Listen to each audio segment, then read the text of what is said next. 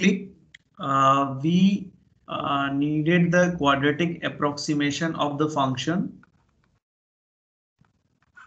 fxy equals to cos x into cos y. Okay, so it means what?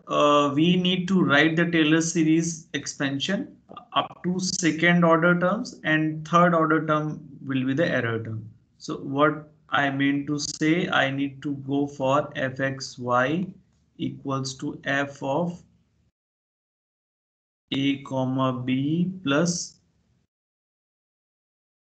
x minus a del del x plus y minus b del del y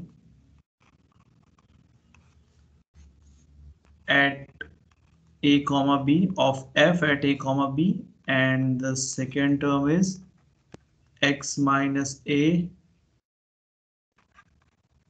del del x plus y minus b del del y whole square f at a comma b, and finally we'll have the error term.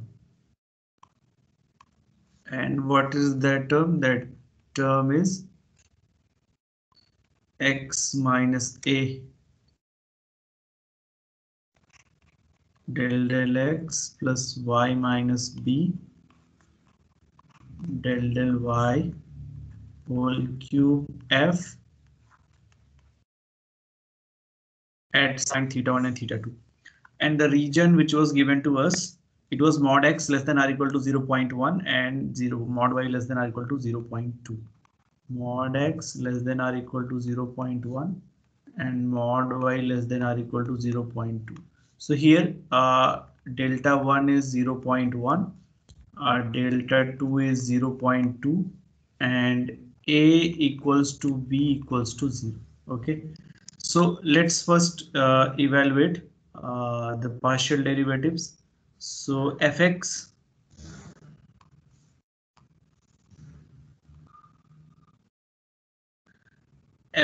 will be cos x cos y, that is minus sin x cos y. Fy,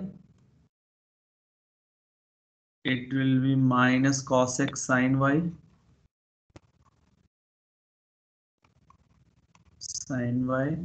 and fxy, this will be sin x sin y.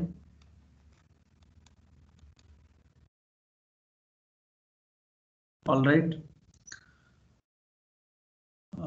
that is all we will be requiring. We need fxx as well. Fxx, it will be minus cos x cos y. Keep checking the calculation and correct me if I commit any mistake. Fyy is minus cos x cos y.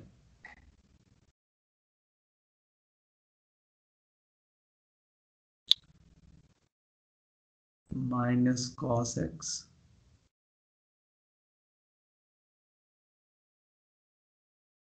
cos y.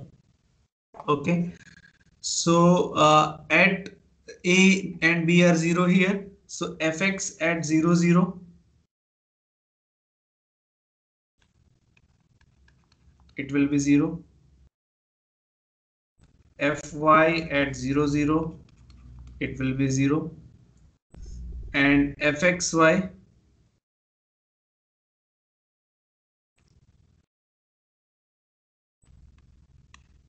at 0 0, it is also 0, and fxx at 0 comma 0, it is minus 1, and fyy at 0 comma 0, it is minus 1. Okay, so we can put here everything in this expression, and what we'll get f of xy equals to f at 0 0. Clearly f at 0 0 will be 1. So f 0 0 So I'm directly writing the values, just skipping one step. F0, 0, 1 plus fx and fy are 0. So this entire second term will be 0 plus x square fxx at 0, 0, it is minus 1. Sorry. Plus y square fyy at 0, 0, which is also minus 1, and plus 2xy fxy is 0, so 0. That's all. Let's calculate it. So 1 minus x square minus y square.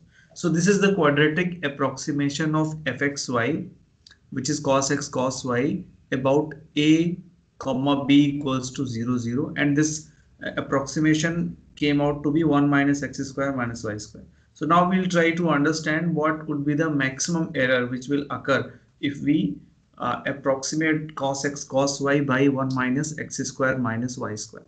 So for that we need to go for the this error term. And what is that error term? That error term is nothing but x minus a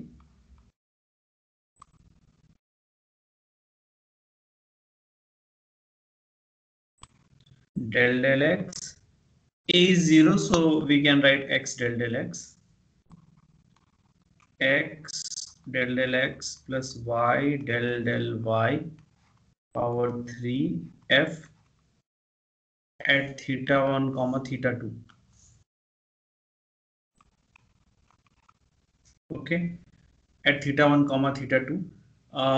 This would be the error term. This is not e, this is error term. Okay, and what would be the error? We have already noted it. E is less than or equal to m by factorial 3 delta 1 plus delta 2 whole cube. And now you see when you will evaluate what will happen in m, m will be nothing but the maximum of fxx, fyy, and so on. So if you carefully see, whatever number of times you will differentiate this fxy, it will remain either a function of cos or sine.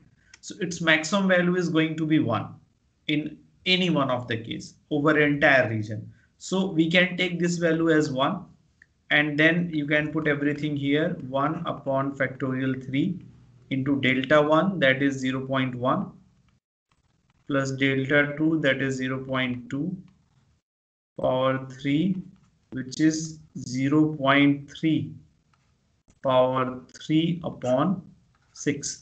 So this will be the maximum amount of error which can occur if you approximate cos x cos y by 1 minus x square minus y square, which is the quadratic approximation. Okay, so this is how we should be doing this exercise. Now after this we will talk about the differentiability, because so far we discussed limit followed by continuity followed by partial derivatives, and we also did Taylor's theorem and Taylor's series as well. Now we will see what is differentiability in the case of two variables.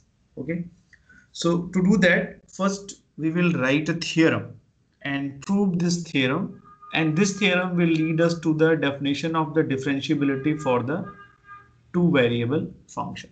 Okay, so this theorem is called the increment theorem for function of two variables.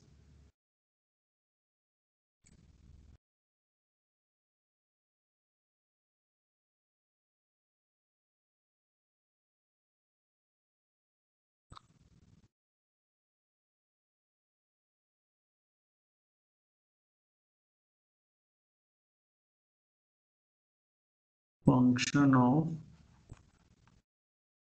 two variables.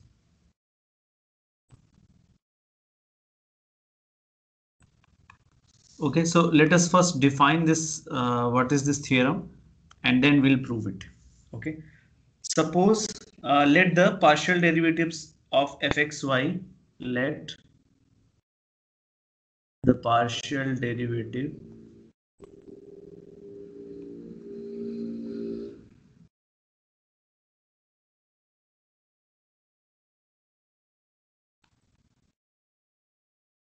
of fxy are defined throughout an open region R are defined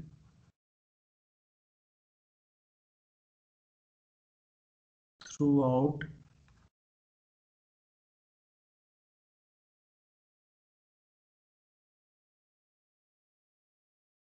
an open region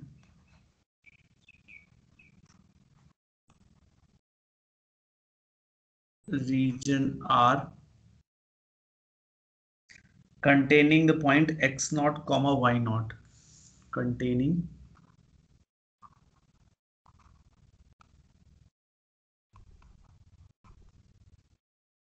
the point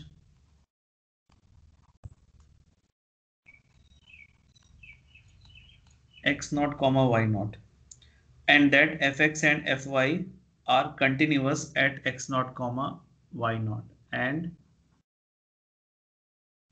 fx and fy are continuous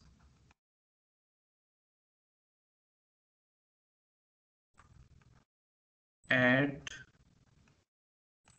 x naught comma y naught. Then the change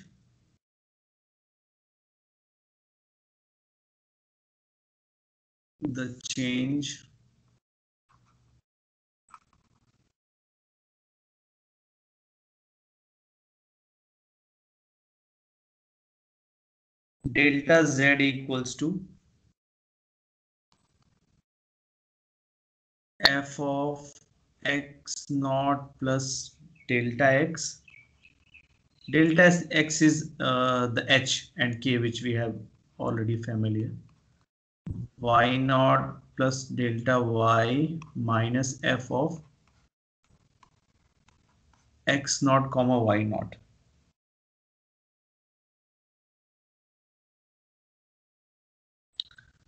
Is equivalent to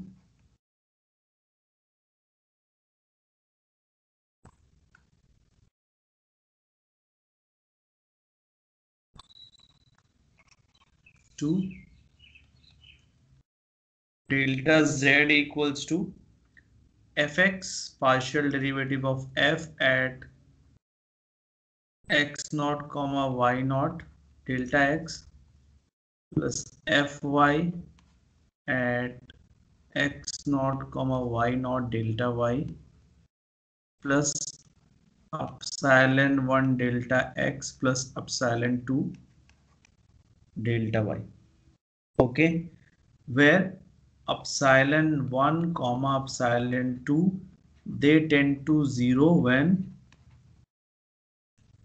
delta x comma delta y approaches to 0.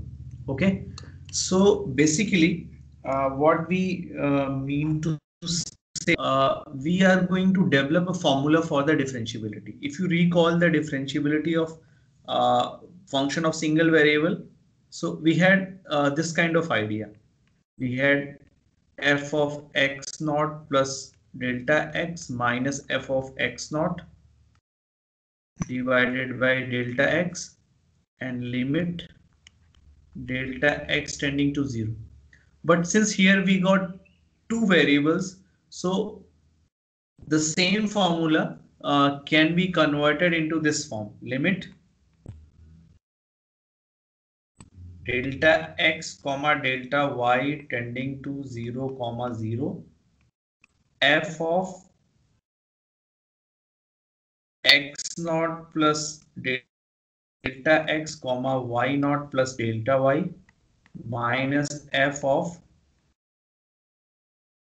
x naught comma y naught divided by under root delta x square plus delta y square. Sometimes we call this value in a numerator as delta rho as well. So this is actually the differentiability of function of two variables, but we will not study this in this particular form. What we are going to do, we are going to pick this difference. This is we are representing by delta z, and we are going to prove that this difference is equal to this whole combination of partial derivatives. Okay, so instead of learning the differentiability of two variable function by this formula, we are going to see the same with the help of this equation. Okay, this is called the increment. And with the help of this particular equation, when we'll be able to prove it, we can discuss the differentiability of any two variable function at any given point. So we are going to prove this particular statement. The proof is very technical and conceptual. So stay focused, otherwise there may be a chance that you miss it. Okay, so the proof, to accomplish the proof, suppose these are 2 points. Suppose this point is x naught comma y naught, and there is another point that, and the coordinates of this point is x naught plus delta x comma y naught plus delta y. Okay, and if I go in the direction of x-axis, so this point, suppose this length is delta x. Okay, so the coordinates of this point will be how much? X naught plus delta x comma y naught. And now if I connect them this way, and this is delta y. Okay, so basically what we are going to do, we are going to take the difference of these 2 points, x naught comma y naught with x naught plus delta x comma y naught, and these two we can name them. Suppose this is point A, this is point B, and this is point C. Okay, so basically we are defining two differences. The first is delta z1, which is f of x naught plus delta x comma y naught minus f of x naught comma y naught b minus a, and delta z2, this is c minus b, f of x naught plus delta x comma y naught plus delta y minus f of x naught plus delta x comma y naught. Okay, so basically what we are going to do, we are going to take the sum of this delta z1 and delta z, and take the limit delta x delta y tending to 0 0. So this will be the exact value of then difference between A and C. Okay, so first we need to get the values of this delta z1 and delta z2. So what I define delta z1? Delta z1 is f of x naught plus delta x comma y naught minus f of x naught comma y naught. So basically if you observe this function, so what this function has, this function is a function which is changing in x only, y ordinate is constant. So we can define this f like this, f of x comma y naught, this is nothing but f of, we can define it not f of x equals to f of x comma y naught. Okay, because in this entire difference the only change we are observing in the x component, not in y. So we can define it like this. And what we know about this f is basically are differentiable. So natural rate will be continuous on the interval a comma b. Okay. So if I take this function, so we can write df by dx as well. So fx will be nothing but the partial derivative of f with respect to x. Okay. So this function capital F is differentiable and continuous where on the interval x naught to x naught plus delta x. Okay. This is the interval where this f is differentiable as well as continuous. So we can use the mean value theorem. So what mean value theorem says? There exists a point C on this interval such that f prime C, this is equal to f of b, which is x naught plus delta x, minus f of a, which is f of x naught. Okay. And divided by x naught plus delta x minus x naught, so it is delta x. Okay. So I can take this delta x on this side and I can write it here, delta x. All right. And what is this f of x naught plus delta x in terms of small f? It is nothing but f of x naught plus delta x comma y naught minus, I'm simply using this rule, minus small f of x naught comma y naught, and it is equal to how much? Delta x times f prime c.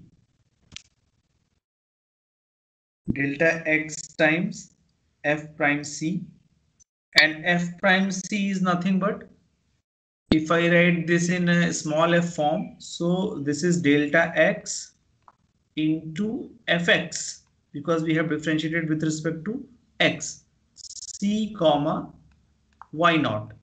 And what is this right hand side? This right hand side is nothing but delta z1. Delta z1. So we just evaluated the value of delta z1, which is delta x into fx at c comma y naught. All right. Similarly, what we will have this delta z2. And what is delta z2? We have defined delta z2 as a f of x naught plus delta x comma y naught plus delta y minus f of x naught plus delta x comma y naught. So now if you carefully see this function, so what change we are observing? We are observing change in the y component only. So it means we can define a function capital G of y, which is f of x naught plus delta x comma y. Okay, which is a function of f in this way.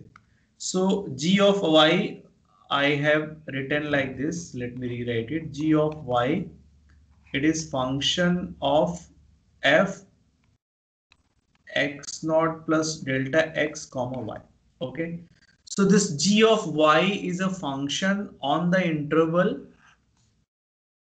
You check this picture again from b to c, and b to c it is y naught comma y naught plus delta y. On the interval y naught to y naught plus delta y. Again, we know that this f is differentiable.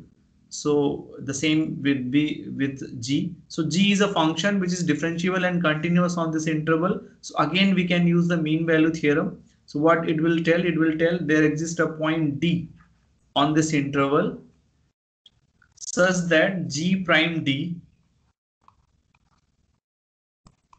this is equal to g of y naught plus delta y, that is g of b, minus g of a, that is y naught, and divided by delta y. So I can write delta y here. Okay, so let us convert this entire expression in terms of a small f. So what would happen? It will be delta y into f of x naught plus delta x comma d equal to f of x naught plus delta x comma y naught plus delta y. This is the value of this one. Okay, minus f of x naught plus delta x comma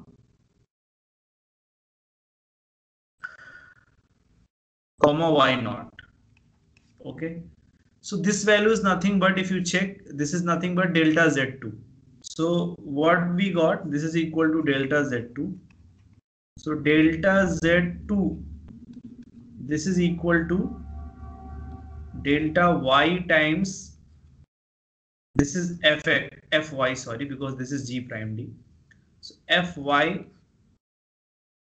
x naught plus delta x comma d. Okay, so this is the value of delta z1, delta z2. All right, so now let us define two values. Define, so we have noted this is delta z2 and delta z1 we have already evaluated. Define epsilon 1, which is the value fx c comma y naught minus fx x naught comma y naught.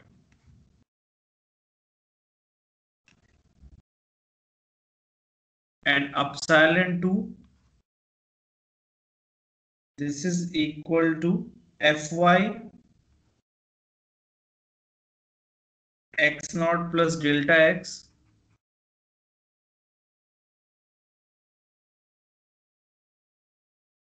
comma d minus, this is we are defining from our side, fy comma x naught comma y naught.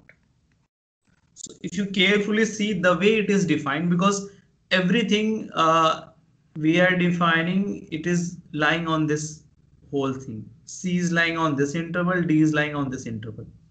So whenever the way this epsilon and epsilon 2 is defined, whenever delta x and delta y, they will approach to 0, what will happen? This C and D, they will both approach to this point here.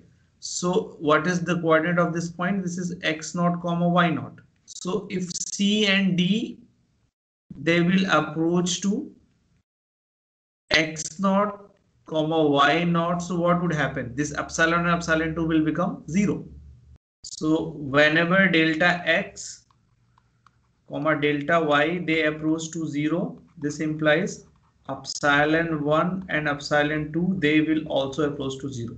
So naturally, the way we have defined epsilon and epsilon 2, when delta x, delta y will approach to 0, they will also approach to 0.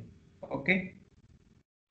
So now let us write like delta z equals to delta z1 plus delta z2. Okay, and we have evaluated the value of delta z1. It is delta fx c comma y naught into delta x. I'm just substituting what we have evaluated, and z2 fy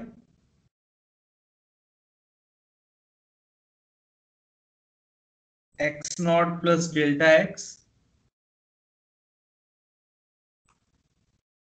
comma d into delta y. Okay, so from the values of epsilon 1 and epsilon 2, we can put the value of fx c comma y naught and fy this value. So if we put these values from here to here, what we'll get? We will get this particular value fx, the value of this one and this one we are substituting from the defined equations of epsilon 1 and epsilon 2. And what we'll get fx x naught comma y naught plus epsilon 1 into delta x plus fy x naught comma y naught plus epsilon 2 into delta y. So ultimately what we got the value of delta z, which is f of x naught plus delta x comma y naught plus delta y minus f of x naught comma y naught. It is equal to this entire value fx at x naught comma y naught into delta x plus fy at x naught comma y naught into delta y plus epsilon 1 delta x plus epsilon 2 delta y. Okay, so this is the value of delta z, and if you check the statement of the theorem, this is what we have. We wanted to show that delta z equals to this entire value. So we proved this theorem. So in this statement, this thing is also valid, that when delta x comma delta y approaches to 0, epsilon 1 and epsilon 2 they also approaches to 0. Okay, so basically what happened, whenever we will be requiring to check the differentiability of any function. So I told you this is the formula for differentiability. If I write delta z by delta rho equals to this value, this difference, f of x naught plus delta x comma y naught plus delta y, all right, minus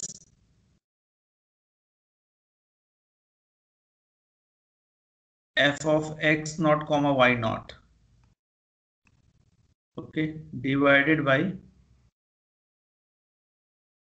delta rho, okay, where delta rho is nothing but under root delta x square plus delta y square. So if I take limit delta rho tending to 0, so the same thing will come here, limit delta rho tending to 0. So this is the formal definition for differentiability of function of two variable. But what we have just now seen, we have seen that this difference is actually equal to this partial derivative as well. Okay, what is that? Fx x naught y naught delta x, fy x naught y naught delta y. So how can we write this entire thing? If I express this value as dz,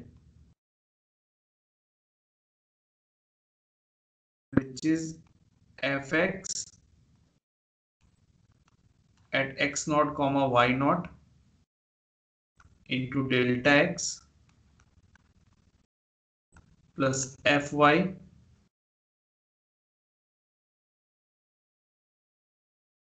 it's better write like this. First write f of, this statement is very crucial, try to understand. First I'm writing the difference, f of x naught plus delta x comma y naught plus delta y, okay, minus f of x naught comma y naught. So this entire value is nothing but delta z, okay, which we have shown. And if I subtract it with minus fx at x naught comma y naught delta x minus fy at x naught comma y naught delta y, this is plus epsilon 1 delta x plus epsilon 2 delta y. Okay, so this term, if I represent by, this is the term, the same delta z which we have obtained by this increment theorem. Delta z, same delta z by increment theorem. Okay, so ideally their difference must be 0. Okay, so if I divide this entire quantity by delta rho, okay, and if I take this here limit delta rho tending to 0, all right, delta rho tending to 0, then what will happen? If I write in abbreviation, so limit delta rho tending to 0, this I can write in terms of delta z, okay, and minus fx x naught comma y naught into delta x plus fy at x naught comma y naught into delta y. Okay, this is divided by delta rho. Okay, and then last two terms minus epsilon 1 delta x by delta rho and minus epsilon 2 delta x by delta rho. Okay, so the same expression I wrote in abbreviation form. Now if I check with the value of delta x and delta, this is delta y, this is the value delta y. Okay, so if I check this particular value delta x upon delta rho, so what would be this value? This value will be delta x upon under root delta x plus delta y square. Okay, so when delta x delta y tending to 0, its limit, it will not exist. It will approach to some different c1 c2 and so on, but it is having a multiple epsilon 1 with this. So what will happen when delta x tends to 0, then epsilon 1 tends to 0. So this would be something like c into epsilon 1, and when epsilon 1 tends to 0, this entire quantity will approach to 0. So what I mean to say, this limit delta rho tending to 0, this value and this entire value, both will approach to where? 0.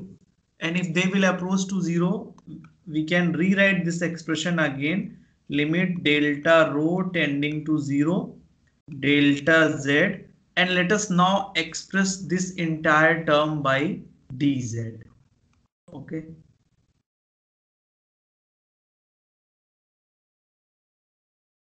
Upon delta rho. Okay. And naturally, if you see here, this delta z and this value both were same, so it has to be equal to 0. Okay, because this is the original value we wrote in a form of a difference, and this is the value we evaluated through increment theorem. Both are same, so their difference must be 0. So this must be 0 and this must be 0. So here dz is nothing but fx x naught comma y naught delta x plus fy x naught comma y naught into delta y. So if the limit of this particular function is coming out to be 0, then we will say the function z equals to fxy is a differentiable function. So this is going to be the rule for differentiability.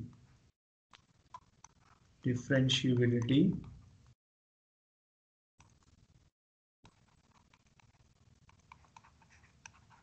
of fxy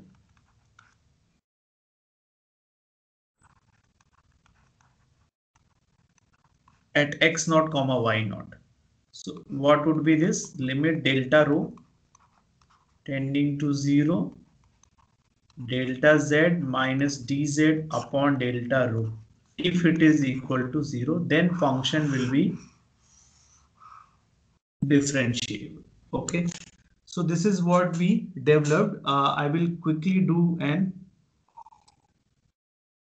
an example so that you can understand how we can execute this.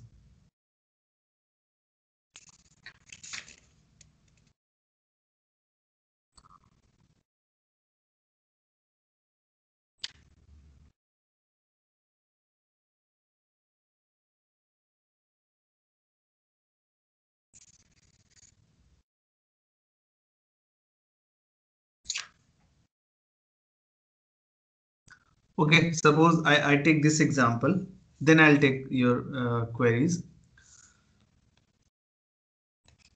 Discuss the differentiability. Fxy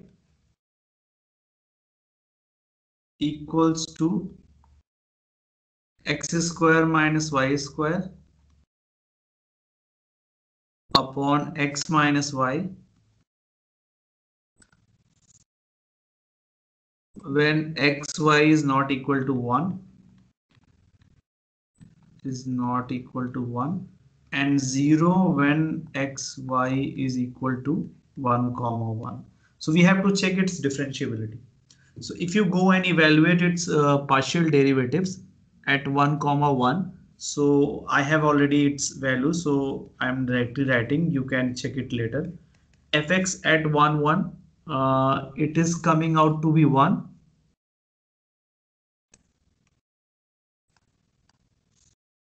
This is I'm writing directly, you should check it.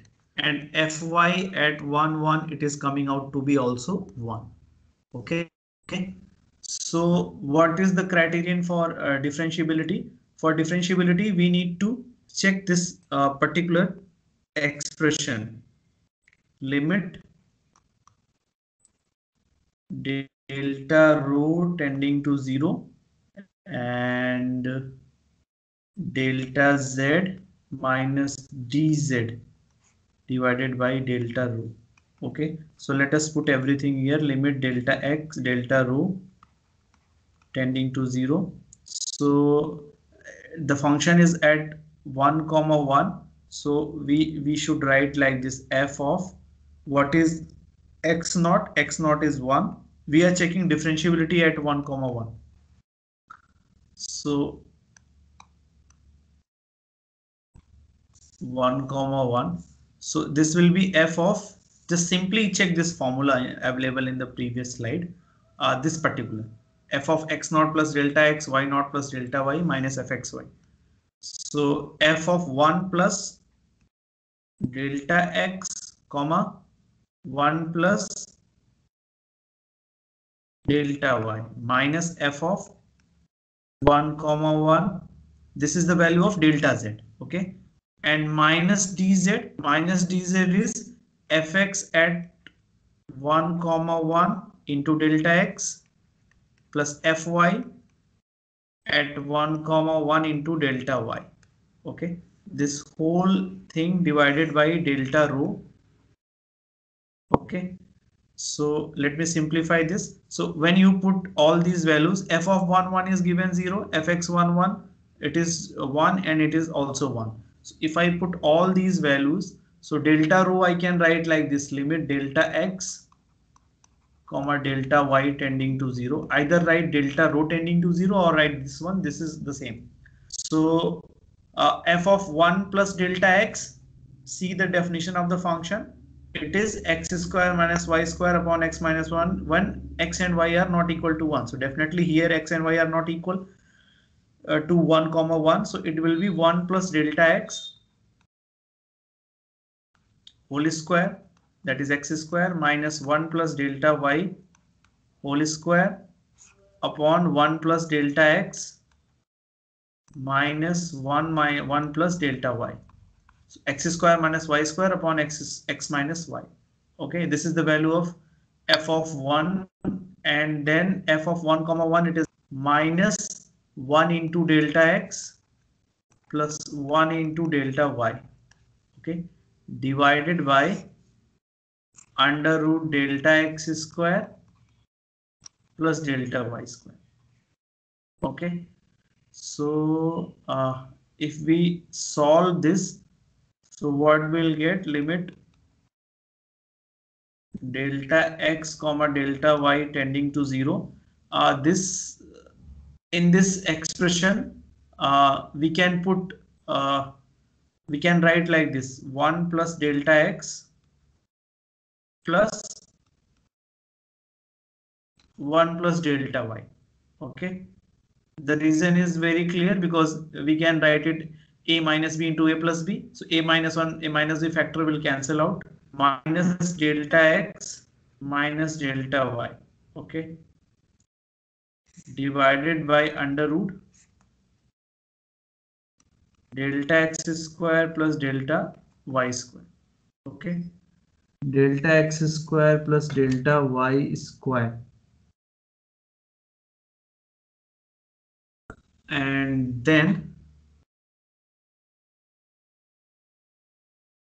this delta x will cancel delta x, delta y will cancel delta y. We did somewhere we committed a mistake. Let me just check. Fx, it is 1, it is also 1.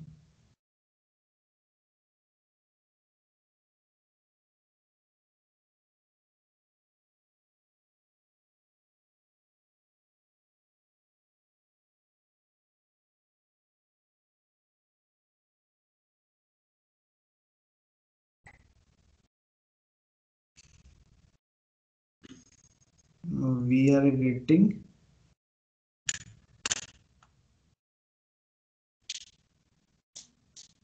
2 upon under root delta x square plus delta y square. Let me just recheck the formula.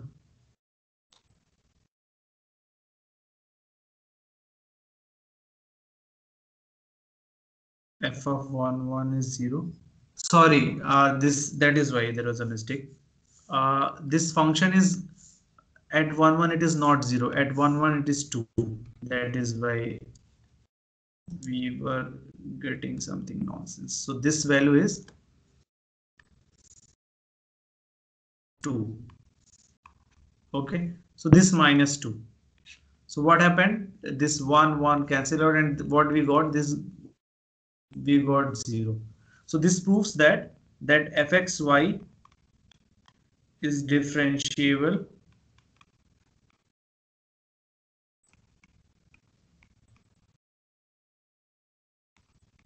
at 1, 1. Okay, so this is actually a very typical and crucial concept of differentiability in two variables. You should go and check again the entire video and try to understand. You might have been missed few of things. Now I shall be taking the queries. Aditya Kumar. Sir sir आपने जो पहले question नहीं कराया सबसे पहले आज, sir उसमें आपने मैक्सिमम वैल्यू 1 कैसे ली? मैक्सिमम वैल्यू ऐसे 1 ले ली क्योंकि आप f का कोई भी डेरिवेटिव निकालोगे either with respect to x or y, how many times it is always going to remain some function product of either cos x, cos y, sin x, sin y. Entirely it will remain a function of sin and cos, and then if it is a function of sin and cos, then its value, maximum value, the possible maximum value is naturally 1. मतलब कि कुछ भी आप derivative निकालो, जो product होगा वो हमेशा साइन या कॉस का ही प्रोडक्ट होगा. ओके, अगर साइन और कॉस का प्रोडक्ट है तो उनके प्रोडक्ट की मैक्सिमम वैल्यू किसी भी पॉइंट पे 1 ही होगी, 1 से ज्यादा नहीं होगी. बट सर वो हमें इंटरवल में नहीं लेना था, delta x mod of x less than 0.1 and mod of y less than 0.2. वो मैक्सिमम वैल्यू सर हमें इंटरवल में नहीं लेनी होती. I took it in general. There may be a case कि जो भी fxx या partial derivatives की वैल्यू हो 1 से काफी कम हो, but I took it in general for entire region. जो हमें डोमेन दिया है उसमें हो सकता है इन प्रोडक्ट की वैल्यू 1 से काफी कम हो, but I just to avoid unnecessary computation, I just took the maximum value for the entire region, which is universally true. Okay. Okay. Ranjan.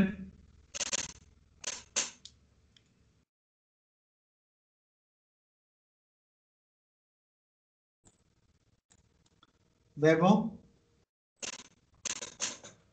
Sir जब हम ये एप्सिलॉन डिफाइन करते हैं, एक मिनट रंजन अभी वेट करो। हाँ वैभव बताओ क्या। सर डेफिनेशन में हमने एप्सिलॉन डिफाइन किया तो वैसे ही करना है, अगर क्वेश्चंस में डिफाइन करना पड़ेगा तो it will be the same like जैसे फॉर्मल लिमिट डेफिनेशन में था। It's in general, and this proof is actually very crucial and technical. तो ये जो एप्सिलॉन 2 हमने डिफाइन किया है, it is in general, okay, but हमें कहीं अब उसकी वैल्यूज को यूज नहीं करना है। We are going to use directly the result which we have proved, okay. So epsilon सब नंबर्स है ना सर जो भी हम डिफाइन कर रहे हैं? हाँ, they are numbers, obviously they are numbers. ठीक है सर। हाँ रंजन बताओ क्या कह रहे हो।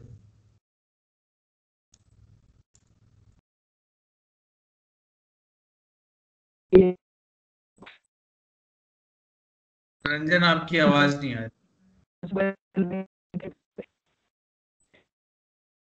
रंजन आपका कनेक्शन वीक है, आप क्वेश्चन अपना टाइप कर दो, आपकी आवाज हम तक नहीं आ रही।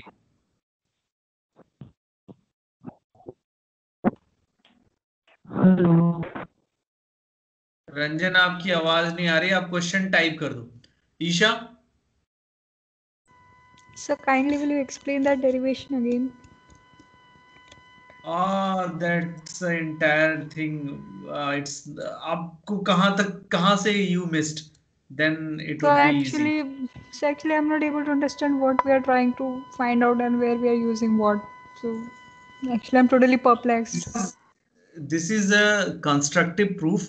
इसमें हमारा ऑब्जेक्टिव क्या था? हमारा ऑब्जेक्टिव ये था कि ये जो इंक्रीमेंट की वैल्यू है, मतलब जो डिफरेंस है दो पॉइंट पे, x not plus delta x, y not plus delta y, it's difference with at point x not comma y not, ये सेम ही डिफरेंस इस एक्सप्रेशन के इक्वल है। यही हमने प्रूफ किया और उसके लिए हमने एक इसको दो इंटरवल में ब्रेक किया like this, or successively we use the mean value theorem. You just go it one by one, एक एक स्टेप आप केयरफुली फॉलो करो, you will get it. But अगर पूरे एक्सप्लेन करना होगा then today is not the right time. You can ask me in the tutorial, okay? Because Okay, sir. we have barely 2 minutes. आप एक Yes, bar I sir. request you just go through one more time the entire proof. It is available in your book as well. और try to understand. नहीं होता है then you ask me, okay? Yes, sir. Okay, thank you, sir. Sumit sir. हाँ बताइए। Sir जो first example की है उसमें n = 3 तक क्यों एक्सपेंड किया? क्योंकि हमें क्वाड्रेटिक अप्रोक्सीमेशन चाहिए था। मींस हम fxy को एक ऐसी पॉलिनोमियल से अप्रोक्सीमेट करना चाहते थे जिसकी डिग्री 2। सर 4 तक जा सकते हैं? आप 4 तक जाओगे तो थर्ड डिग्री वाले भी तो आपको टर्म्स मिल जाएंगे, फिर it will be a cubic polynomial. जाने को तो आप कहीं तक भी जा सकते हैं। तो उसके नेक्स्ट स्लाइड ओपन करना सर, वो एग्जांपल के लिए। एग्जाम्पल वाली स्लाइड चाहिए उसके बाद की स्लाइड? यही स्लाइड सर, पिछली। ओके हाँ बताइए सर नेक्स्ट सर इसके। नेक्स्ट हाँ बताइए। तो जो ब्रैकेट में लिखा हुआ है सर, ये प्रूफ कैसे हुआ? और सर ये नीचे सर लिखा हुआ है हमने, हाँ हाँ, √Δx² प्लस Δy²। तो ये हाँ हाँ, ये कैसे आपने लिख दिया? ये तो डेफिनेशन है बच्चे। इसमें हमने जैसे I just try to match it with the definition of differentiability of single variable. Definition ही है सर ये? हाँ ये डेफिनेशन ही है, ये आपका डेरिवेटिव जो होगा वो यही होगा। तो यहाँ पर सर ठीक है? E1 और E2 एक बार उसे एक्सप्लेन कर दो। E1 और E2 दो फंक्शंस हैं जो कि प्रूफ में इन्वॉल्व हुए हैं, और इनका नेचर ऐसा है, अगर इनका नेचर ऐसा है कि जब भी delta x delta y zero को अप्रोच करेंगे they will also approach to zero. Sir है कांस्टेंट है ये? नहीं, दे आर नॉट कांस्टेंट। आप देखो मैंने एप्सिलॉन 2 यहाँ पे डिफाइन किया है ना, they are function of y not and this d। x और y के फंक्शन है पार्शियल डेरिवेटिव्स के फॉर्म में, but the way they have been introduced they will approach to 0 अगर डेल्टा x डेल्टा y 0 को अप्रोच करते हैं तो। Yes sir. ठीक है,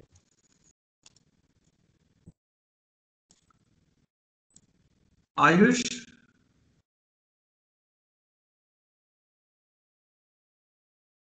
जो आपने फर्स्ट क्वेश्चन किया सर उसमें डाउट है। हाँ सर आप पूछो क्या डाउट। सर उसमें जो हम मैक्सिमम निकालते हैं एफ एक्स के जो, तो सर हम रेंज होते हैं उसकी तो एक कि हम डेल 1 से डेल 2 के बीच जब mod x less than del 1 और mod y less than del 2। अभी आपका डाउट क्या है? सर हमें डाउट ये है सर आपने जो मैक्सिमम वैल्यू ली है वो सर आपने 1 ली, वो लेकिन हाँ। जो हमने मैक्सिमम वैल्यू ली है वो हमारी आई सर साइन 0.2। तो आपकी your value is more precise, there may be a case that your value is more precise, क्योंकि जो मॉड x या मॉड y का रेंज दिया है between -0.1 to 0.1, but what I said कि इन जनरल अगर साइन या कोसाइन का फंक्शन है तो उसकी मैक्सिमम वैल्यू 1 ही होगी। आई जस्ट रफली टुक द वैल्यू 1। अगर आपको पता है कि साइन 1.2 ही इसका मैक्सिमम बाउंड है तो वो भी ठीक है, ठीक है। Sir but to avoid that unnecessary computation, क्योंकि हमें तो एरर की मैक्सिमम बाउंड चाहिए ना, कि एरर इससे ज्यादा तो नहीं होगी, ये हमें इंश्योर होना है। तो just to avoid an unnecessary computation मैंने उनकी वैल्यू को 1 ले लिया, बट हो सकता है कि यू मे बी राइट कि अगर प्रिसाइजली उस इंटरवल पे देखें तो प्रोडक्ट की वैल्यू 1 से काफी छोटी हो। ठीक है, सही दीजिए पेपर में सर जैसे फिर हम मैक्सिमम 1 ले सकते हैं, टेस्ट पेपर के अंदर है तो हम वहाँ पे आप कुछ भी ले सकते हो जो सही है, उसमें कोई इशू नहीं। ठीक है, ठीक है सर। नमित सर आपने सर एक जगह पे delta Z minus D Z लिखा था, वो नहीं समझ आया सर। डी जेड के लास्ट में डेरिवेशन के बिल्कुल एंड में। हाँ those who want to leave the class is over। ये यहाँ पे मैंने किया क्या, डेल्टा जेड की 2 वैल्यूज हमें पता है, एक वैल्यू ये है और एक वैल्यू ये है, ठीक है, और इनका डिफरेंस 0 होगा। उसके बाद ये जो पार्शियल डेरिवेटिव वाला कंपोनेंट है इसी को हम डी जेड बोल रहे हैं, इसी पोर्शन को in short we are writing d z. आप चाहे तो हमेशा पूरा भी लिखें, but for abbreviation I am writing this portion as d z. Okay okay okay, अच्छा इतनी सी थी। ठीक है, आप ये प्रूफ फिर से देखिएगा and try to do some more examples of differentiability, and I'll do one more example to show how we can prove that a function is differentiable or not, but you should go to this entire proof how this has been executed and do some exercises from your textbook. Okay, see you next week.